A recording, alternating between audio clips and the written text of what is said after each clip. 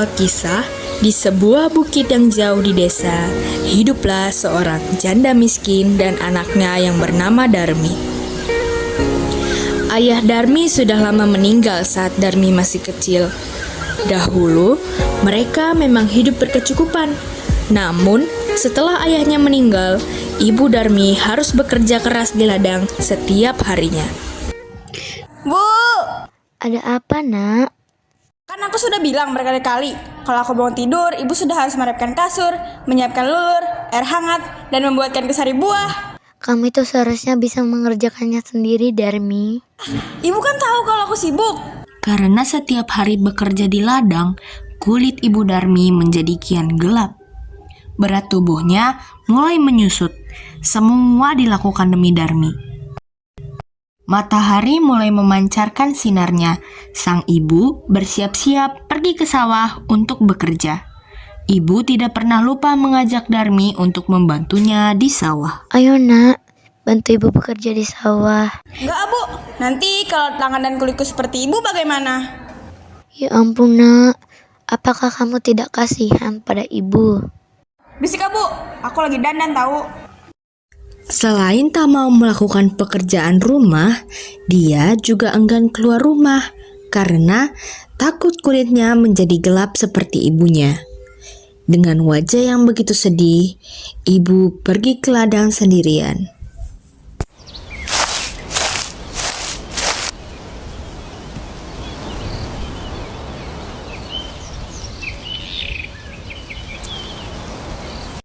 Menjelang sore hari, ketika ibu pulang dari ladang, Darmi langsung berdiri. Ia menghampiri sang ibu. Upahnya mana? Jangan, Darmi. Uang itu untuk membeli beras untuk kita makan hari ini. Tapi bedaku sudah habis, Bu. Kamu itu jadi anak bisanya hanya meminta saja, tapi tidak mau membantu ibu bekerja di sawah. Di esok harinya, ketika ibu pulang dari bekerja, Darmi meminta lagi upah yang diperoleh sang ibu untuk membeli bedak Darmi yang baru. Bu, mana uangnya? Darmi, cobalah sekali saja kamu membantu ibu bekerja di sawah, agar kamu tahu betapa susahnya mencari sepeser uang. Apaan sih, Bu? Gak jelas banget. Nak, ibu kan sudah tua. Jika ibu dipanggil Tuhan, ibu sudah tidak perlu khawatir lagi kalau kamu bisa urus diri kamu sendiri. Kita itu orang miskin. Kita harus tetap bekerja untuk selalu bisa makan, Darmi. Siapa suruh jadi orang miskin? Lagi pula, aku tidak pernah meminta kamu untuk menjadi ibuku. Baiklah, anakku. Ibu hanya meminta agar kamu tidak terus mengurung diri di dalam rumah. Kenalilah lingkungan sekitar, agar ibu tidak khawatir saat ibu sudah tiada. Suatu hari, sang ibu mencoba untuk membujuk Darmi agar mulai mengubah tabiat buruknya itu.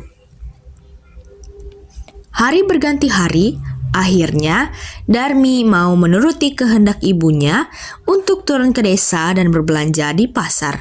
Darmi, ayo ikutlah ibu ke pasar, Nak.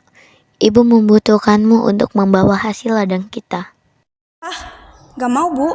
Nanti aku kotor. Apalagi pasar kan becek. Aduh, aku gak bisa membayangkan kulitku yang bersih menjadi kotor. Ayolah, Darmi. Nanti ibu belikan bedak yang kamu minta. Tapi kamu harus ikut agar ibu tidak salah beli.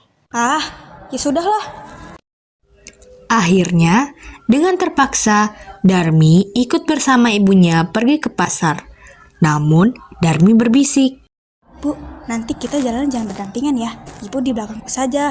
Kenapa, Darmi? Pokoknya ibu di belakangku. Darmi sebenarnya malu berjalan bersama ibunya yang berkulit gelap dan wajahnya yang tak terawat. Coba lihat perempuan itu, cantik sekali ya. Wah iya, benar dia bagaikan bidadari elok parasnya, aku tak sanggup melihatnya. Bahkan dia lebih cantik daripada bunga mawar. Rasanya aku tertarik untuk berkenalan dengannya. Tapi itu siapa ya yang di belakangnya? Siapa ya kira-kira dia itu? Kamu mau kemana? Kenalan lah. Ikut. Di sisi lain, ada juga sekelompok anak muda yang membicarakan kehadiran sang Darmi dengan si ibu. Atar, Kansa, lihat ibu-ibu di belakang ada cantik itu. Iya kak, aku lihat. Kasihan sekali ya, siapa ya kira-kira wanita yang membawa keranjang belanjaan di belakang gadis cantik itu? Kira-kira siapa ya dia? Gak usah mikir macem-macem, nggak baik. Salah seorang pemuda datang dan bertanya pada Darmi. Hei cantik, itu siapa yang berada di belakangmu? Apakah itu ibumu? Bukan, dia itu pembantuku. Hei manis, apakah kamu yakin dia itu bukan ibumu? Bukan, sudah kubilang bukan. Ibu Darmi benar-benar menangis tak berdaya, menahan sakit hatinya. Ia berbisik dan memohon kepada Tuhan agar anaknya dihukum atas perbuatannya yang durhaka itu. Ya Tuhan, hamba tak kuat menahan hinaan ini. Anak hamba sendiri begitu teganya memperlakukan hamba sedemikian rupa. Ya Tuhan, hukumlah anak durhaka ini. Hukumlah dia. Atas kekuasaan Tuhan yang Maha Esa, perlahan-lahan tubuh gadis durhaka itu berubah menjadi batu. Ibu, maafkan aku, Bu.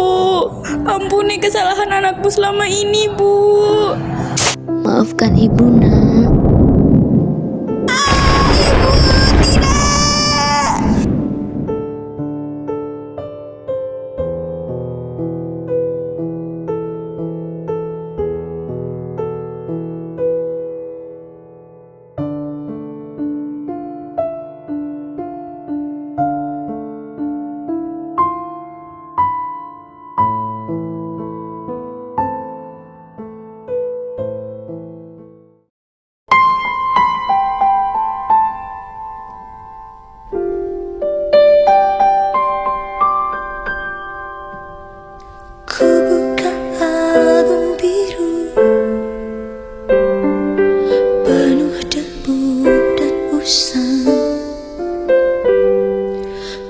Pandangi semua gambar diri kecil bersih belum ternoda.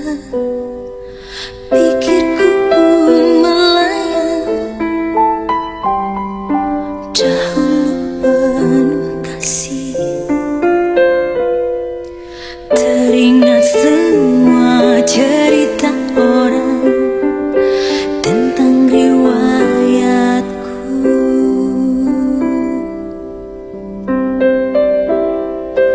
Kata mereka diriku selalu dimanja.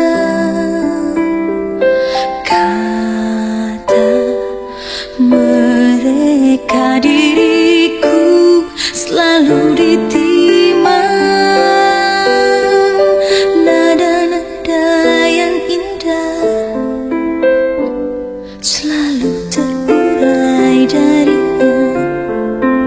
Dari cerita rakyat Batu Menangis, kita semua dapat mengambil pelajaran bahwa kita sebagai seorang anak, hendaknya kita harus berbakti kepada kedua orang tua kita. Ibu adalah seorang yang telah mengandung, melahirkan, dan merawat kita dengan penuh kasih sayang. Seperti apapun rupa orang tua kita, baik miskin ataupun kaya, mereka tetaplah orang tua kita yang harus kita hormati, sayangi, dan kita rawat dengan sepenuh hati.